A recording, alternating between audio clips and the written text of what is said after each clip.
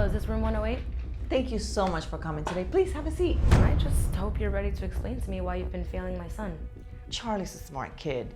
He just needs to concentrate a little more and pay attention in class. Honestly, I'm starting to think that you're the one who's not cut out for this.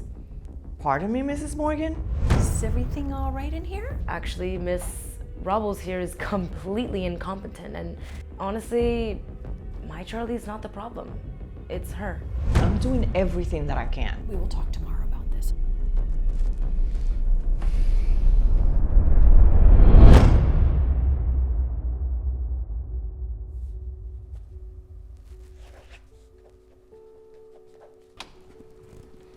Hello, is this room 108? Hi, yes. You must be Mrs. Morgan, Charlie's mom? Yeah, you can call me Ingrid. Thank you so much for coming today. Please have a seat. I'm okay.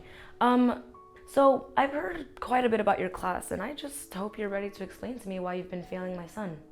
Well, I wouldn't put it quite that way. We've been having some issues with Charlie's performance in class, and there's some issues with his behavior and his work ethics. Yeah, and I'm sure you've been doing your best. Don't get me wrong, Charlie's a smart kid. He just needs to concentrate a little more and pay attention in class. Okay, let's stop wasting each other's time. Charlie's not the issue. I want to know what you're going to do about it. Well, Mrs. Morgan, I have tried various different ways to engage him, and he just continues to be disruptive. I even spoke with him after class to see if we can solve things. He's just not taking this very seriously. He's not taking things seriously? What about you? What have you been doing?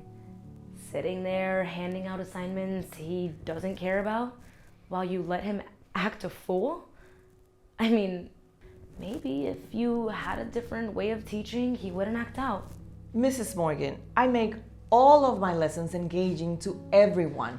But when a student refuses to participate... My son doesn't refuse, okay? He's bored. And honestly, I'm starting to think that you're the one who's not cut out for this.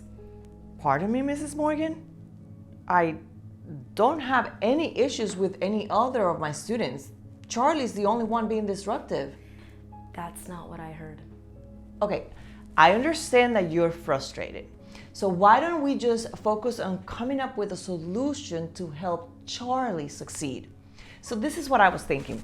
I was thinking maybe some like a mentor or some tutoring just to help him catch up. A tutor? So, let me get this right. You want me to spend my hard-earned money because you can't do your job correctly? Is that right? I'm just trying to come up with a viable solution. You think my Charlie needs extra help? Miss Robles, I think you need extra help. Honestly, you're wasting my time with all of this. I think it's time you wake up and realize maybe you're not cut out for teaching. Mrs. Morgan, I am fully committed to help all of my students succeed, but Charlie's behavior is gonna have to improve for that to happen. Really? Because it seems to me like you've already given up on him. I have never given up on any of my students. I mean, I have their best interests in mind at all times. Hi, is everything all right in here? Principal Nichols, I'm so glad you're here. And honestly, no, everything is not all right. Actually, Miss Robles here is completely incompetent, and honestly, my Charlie's not the problem. It's her. I see. Okay, Miss Robles, why don't you and I go to my office and we'll have a little discussion about this, okay? How about that? Sure, but can I finish here first? Yes, of course. No need. I think we're done here. Thank you so much, Principal Nichols. Okay.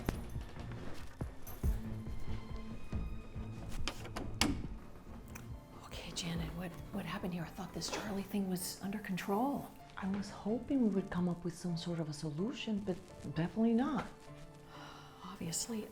Here's what we're going to do. I'm going to use tonight to review all of Charlie's academic and behavioral records, and I'm going to speak to the other teachers and staff. And then I think you and I should reconvene tomorrow in my office and we can discuss next steps. I promise you, I'm doing everything that I can. I have no doubt, but sometimes, Janet, we have to do a little bit better. So go home tonight and we will talk tomorrow about this, okay? Yes, Enjoy ma'am. your evening. All right. Thank All you. right, I'll talk to you later.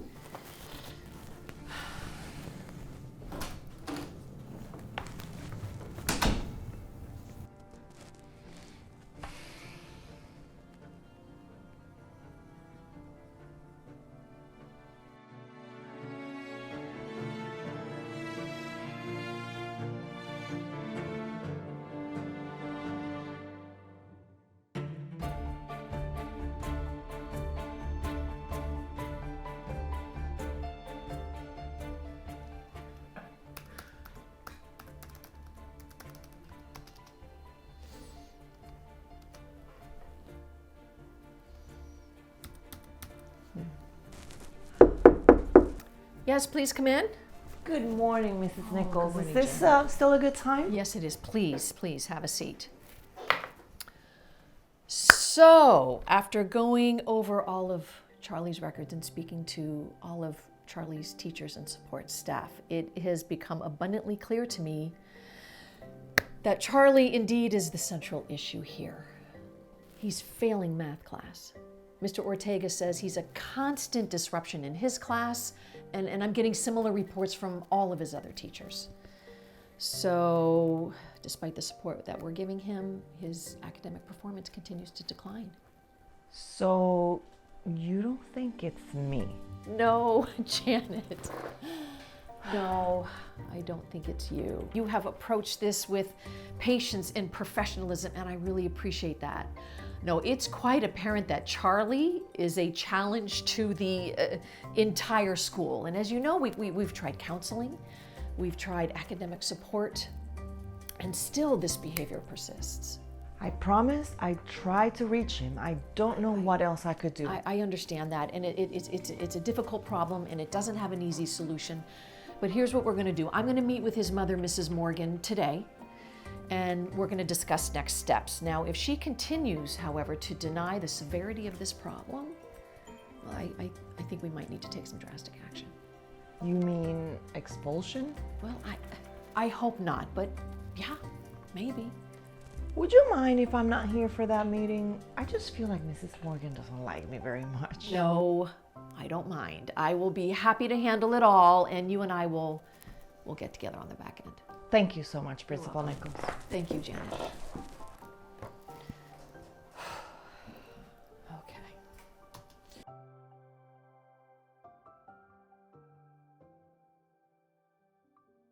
Understood. No, I'm going to speak to her shortly.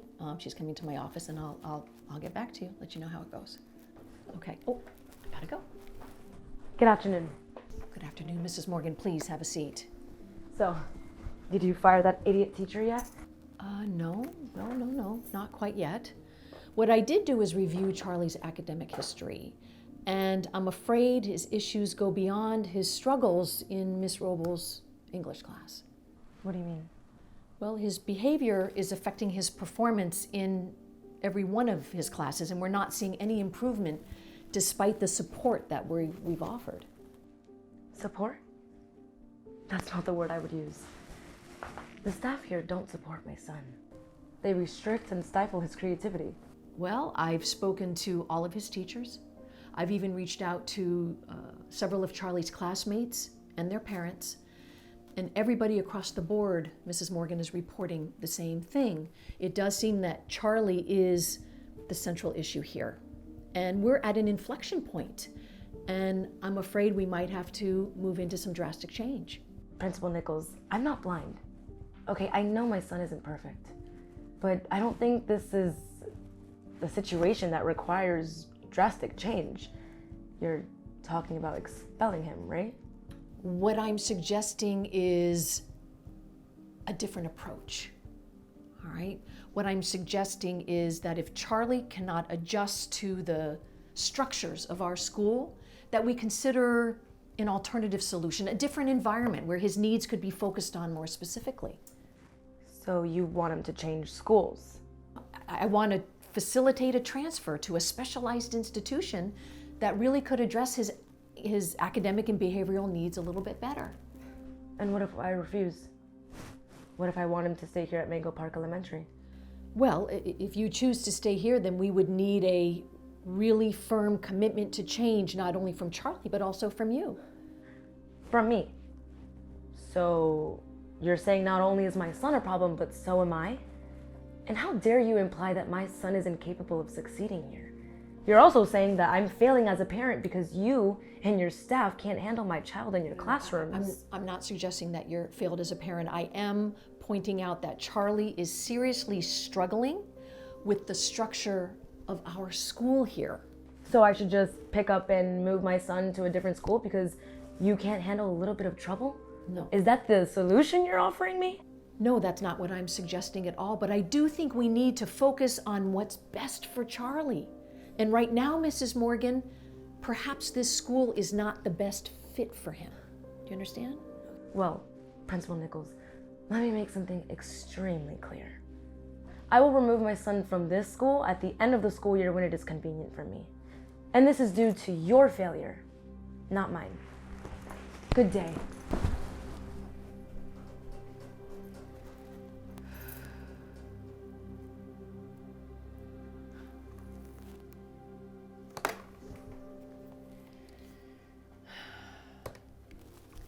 Miss Robles to the principal's office. Miss Robles, please come to the principal's office.